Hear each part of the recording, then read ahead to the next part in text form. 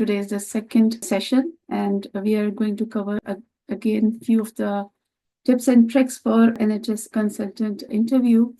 And today I'm going to cover presentation topics. One was that how to do an NHS presentation, and second one was the STAR technique for answering the interview questions. So over here, I thought that I'll try to keep it to one, and next time maybe I'll give the presentation rules. So some housekeeping rules, please, as before, and disclaimer that this is my personal effort, and I have put it on the YouTube, videos also, the disclaimer that it has nothing to do with the professional, my trust or my organization. So if you have got any question, please use chat box or please raise your hands. And so finally, the invite is here. You get the interview invite. And thanks to all who actually said to send couple of, not many, but couple of people sent me messages that last time they got the job actually. One or two people who had interview last week. So they were thanking me, but of course, it's your own personal effort. It's your own personal ask and task. And for any kind of answering the questions or interview, please rehearse. This is again most important thing. And take out the most commonly asked questions, especially for substantive consultant interview. Some asks were about the specialty doctor. Most of the specialty doctor interview questions are similar because all of us should show leadership qualities. All of should be able to manage conflicts. All of us should be able to answer clinical questions or run MDTs. So most of the questions are similar. However, the ask is slightly at lower level. So most important thing is to rehearse the questions. So what's the STAR technique? It's actually very useful. These webinars are very useful for me, myself, I would say. I wish I had, just a joke that I wish I had attended my own webinars before my interview. I would say that it's not only for the interview answering, it's STAR technique you can apply to any situation in real life also. So assess the situation, think about what's your task, what action would you take, and what results or reflection. So R stands for results as well as reflection. So why this technique is used in the interview is because they want to have the clear, concise, and relevant answer. And please keep it conversational. Don't make it, again, very robotic or very in a bookish way. So as a conversation, when you are answering any sort of question in a STAR technique, and then leave some space for the interviewer also. Don't go it in one, stance and in one, I would say that just go. So just take pause. Try to limit your response to 2 minutes, 2 to 3 minutes maximum. You can get a couple of seconds just to clear your mind. Just like now, I just cleared my mind and formulated what I have to say next. So you can always take pauses. You can always so embrace the silence also, but don't take too long pause so that interviewer is, just waiting for your answer. So why, again, these are used in interview techniques is that they remove the risk of bias. So usually in past managers, it's not only for NHS interviews, the STAR technique is used in the business management, it's used all over the world, and about, many even financial companies and IT companies, they use that. And initially, they used to hire people on gut feeling or how they looked or how they dressed or how they spoke, if they spoke very confidently or very nicely. So same used to happen in medical interviews also. Now it's like why they're using this, that indicator of the past behavior is taken as indicator of the future performance also. So that's why I'm saying that try to indulge the STAR technique in your real life also. Make yourself a better human being. make yourself the best version of yourself every day. Today, it's 1st February. It marks 4 years in my trust for my work. We came during COVID. I think I told last time also, and 2021, and it's been not a very smooth, but it's not even a roller coaster ride. But I have enjoyed. I have enjoyed working over here. And still, I was just telling to my husband that, oh, 1 month has immediately passed. So life passes just like that. So it's not only about interview thing. Please apply it on your real life also. Behavioral and communication techniques. So employers love star competency interview questions. Again, why is that? That these are competency based or behavioral questions. So it very useful for a particular skill, attribute, or your behavior. And how would you carry out your role? How would you carry out your day-to-day activities? So it's always like that. Yes, we are very good histopathologists. Yes, we have got very nice, we have all passed the exam or in the process of exam, and we can just scan the slide and diagnose, hopefully.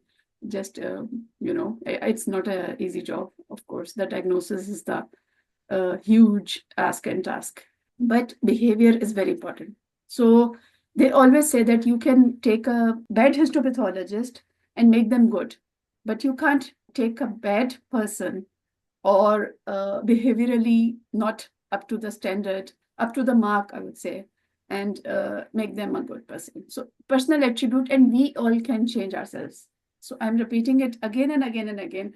So I'm also learning from, making these presentations. I'm enjoying and learning that how to make myself again better and better. And I was reading a book. This was Happiness Advantage, and it's a very lovely book. So I think every time I will recommend a book also. I read it last year. So and these days I'm reading Road Less Traveled. Road Less Traveled I have read, and the sequel is Road Less Traveled and Beyond. So it's written by an American psychologist and from Harvard, and again, it's a lovely book. So if any one of you is avid book reader, even not, try to read. That gives you a good insight for your as a person, as a human being, as a how to manage day-to-day things, and how to manage your job, how to manage your family, how to manage your manager. Okay, so how to deliver, speak slowly and clearly. Last time when I saw my own video, when my daughter removed my ers and ums and ahs, actually it was around 13 minutes were removed. So avoid filler words. That's my, ums and so's and likes, and I use very much, some. So avoid that. Now I have said so 2 times again. Okay, give a great example and structure it correctly. So have some examples, because some are commonly asked questions and you must have examples. Don't think that you will extempore, develop an example over there. It can be, but it's usually not possible, or you won't be able to compose it in an engaging manner and conversational manner. So try to have some examples in your mind for the common questions asked. And on the internet, you will have a list of questions. So the common ones, rehearse, ask, rehearse with a colleague. And again, for the job description, whether it's a consultant, whether it's a lead of something. So depending on that, think about the questions. If it is a probably screening program lead or something, even if you have not led before, we all are leaders. We all are, collaborators. We all are communicators. You have to develop these skills and competencies again, not only for interview, but for your life in general, I would say. So adaptability is very strong competency or skill if someone has got that, I would say, and flexibility and adaptability, and conflict management, delegation. So these can be common competencies which they might ask. Then actions and results. So AR in STAR, AR is the most important thing. So ST takes just like a one-liner or two-liner, and that should be a punchy and concise lines or situations. And then what actions did you take? How did you reflect, or what were the results? And I'll give you one by one few of the questions and few of the answers, like model answers, of course. But you can, I think all of us can again find in our lives in routine, these examples exist.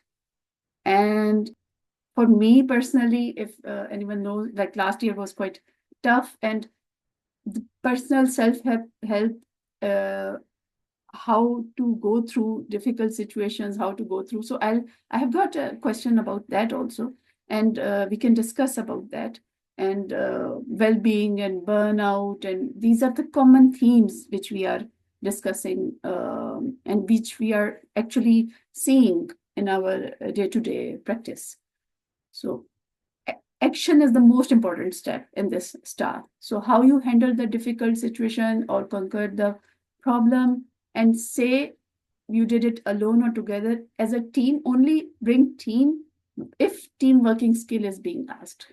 But otherwise, take the driving seat, use I, be a bit selfish. So avoid the examples. Even just if they are asking about team working, then you have to be part of team. And because they are testing you, not your whole team. And so you should be able to find an example of that. So type of questions for the STAR technique, and I can't repeat it enough. Actually, when I was reading that about the STAR technique, I saw that even IBM and different companies, apart from Amazon, I think many famous companies, apart from NHS. Last session, if you remember, NHS is top 5 employers of the world. They're using STAR technique, and I think it's a wonderful technique actually, with the practicality also. I might have dealt with situation a bit different if I knew that.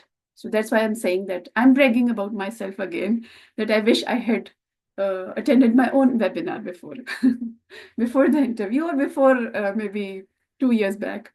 Okay. Open questions, open goal questions would be the first one. Again, personal motivations, tell us about yourselves. Then they can ask about why this trust, which we covered last time, and then they can ask that give us an example of, or how would you? So it would start like this, and then it would test your competencies, which I have shared before. And what's being evaluated, it's not only like your behavioral and sometimes clinical reasoning ability, sometimes your personal competencies, your own values. Again, we are human beings. Again, we are, we make mistakes. We do have a potential of, making ourselves better and best possible version of ourselves. So your values, how you uphold them, your understanding of organization and the role, and you're fit to their culture. Again, what's an organization culture? And how would be like you like as a colleague, as a co-worker, as a subordinate, or as a maybe manager? So what's your level, and how would you act like that? And evidence of self-awareness. So be personal, talk about you, not rest of the team. Go into some detail. Don't assume that they know that what was going on and what do you mean. So always communicate.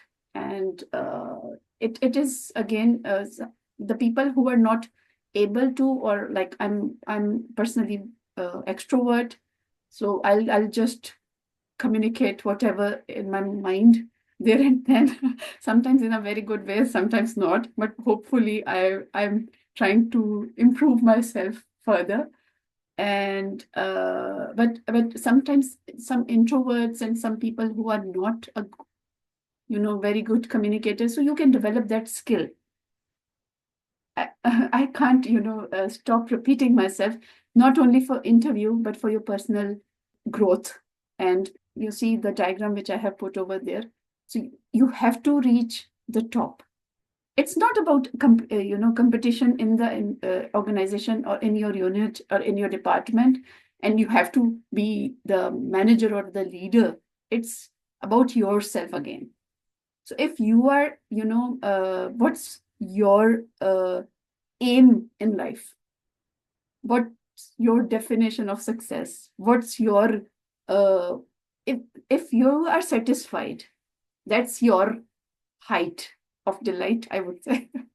So use these, and don't talk too much about technical or clinical information unless it's crucial to your, because most of these questions are behavioral. So focus on that and explain what you did, how you did, and why you did. So it's I kind of. So you have to be selfish. Me, myself, I, in this situation, don't be selfish person otherwise. But over here, you have to, because again, they are judging you. They are not judging the whole team. They are not judging your colleagues, what they did. It's about you. So you have to be not judging, but they are, trying to explore that how would you behave in certain situations in future. So and then don't use we a lot, or I would say that 1 or 2 times, not more than that. Give an introduction in a single sentence, again 1 to 2 sentences, and then describe your exact role, responsibility, and action. And I said, don't be modest. Last time also, you are your own hero. You are your own brand. So don't be modest. Just sell yourself again. And in personal life also, try to develop those skills. Try to develop these. So I'll just go through the couple of examples. And I'm fascinated by how humans, few people were sharing on the internet their real life examples. Again, not only concerned with NHS interview, but overall. So I was very much fascinated, and it, positively triggered that how we can be again be the best version of ourselves. Okay, so if describe a situation when you were given negative feedback and explain how you handled it.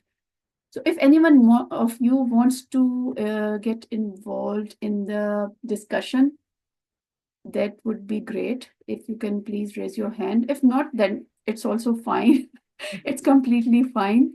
And okay, so it happens. It happens not only again in the professional place, it happens in the personal place also, personal home also. Sometimes your kids, sometimes your siblings, sometimes your parents, they will give you some negative feedback.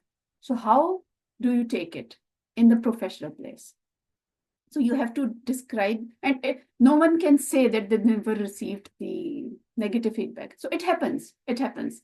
Some people have to give you feedback because they are your, senior consultants, or they are your manager. And it's not about, again, they say that half of the life, maybe more than half, I would say, but they say that half of your life issues get resolved when you change perception to perspective.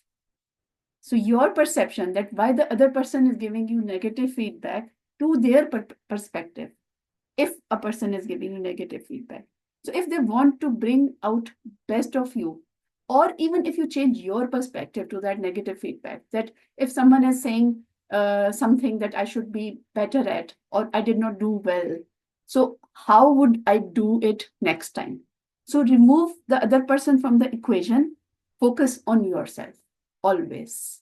That makes your life very easy, because people perceive things which you didn't have even in your remote mind, but sometimes it happens, and people do perceive things. And again, we are human beings. Sometimes we do have silly things in our own mind, and we do try to put other person down.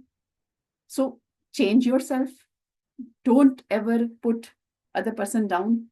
Be selfishly selfish and just focus on yourself. So remove everyone else in this equation, in the universe.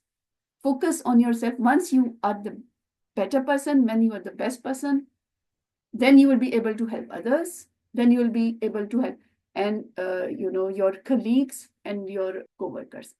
So you have to be very specific and provide details what the feedback was. So please, every one of you, if you are going for interview, even if not going for interview, think about some feedback which was given to you in a couple of months back, or maybe yesterday. I don't know. So try to see how you took it. Did you take it positively? Positively for yourself again. And it, happiness advantage, it all says that you can be you can change your brain perception again, how to perceive a situation for yourself. And positive thoughts will make yourself very high place. Test your resilience and ability to accept constructive criticism. So giving feedback is also an art, and especially giving negative feedback is also an art. And I think which is lacking in most of us.